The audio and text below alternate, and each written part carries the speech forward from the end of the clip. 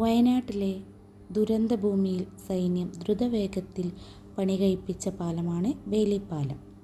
ദുർഘടമായ പ്രദേശങ്ങളിൽ അടിയന്തരമായി പണിയുന്ന താൽക്കാലിക പാലമാണ് ബെയ്ലി പാലം.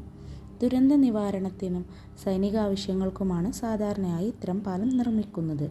മുൻകൂട്ടി നിർമ്മിക്കപ്പെട്ട ഭാഗങ്ങൾ കൂട്ടിയോജിപ്പിച്ച് എളുപ്പത്തിൽ നിർമ്മിക്കാവുന്നതും എടുത്തുമാറ്റാവുന്നതുമായ പാലമാണിത്.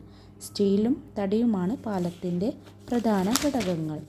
ഇവ നല്ല ബലമുള്ളതും ഭാരം കുറഞ്ഞതുമാണ്. അതുകൊണ്ട് തന്നെ എത്ര ദുർഘടമായ പ്രദേശത്തും ചുമന്നു കൊണ്ടുപോവാനാകും.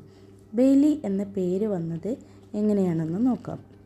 രണ്ടാം ലോക മഹായുദ്ധ സമയത്ത് ബ്രിട്ടീഷ് വാർ ഓഫീസറിലെ ഉദ്യോഗസ്ഥനായ ഡൊണാൾഡ് കോൾമാൻ ബെയ്ലി എന്ന സിവിൽ എഞ്ചിനീയറാണ് ആദ്യമായി ഇത്തരമൊരു പാലം ഉണ്ടാക്കിയത്. ഇന്ത്യയിൽ ആദ്യമായി സൈനികാവശ്യത്തിനായി ബെയ്ലി പാലം നിർമ്മിച്ചത് കാശ്മീരിലാണ്.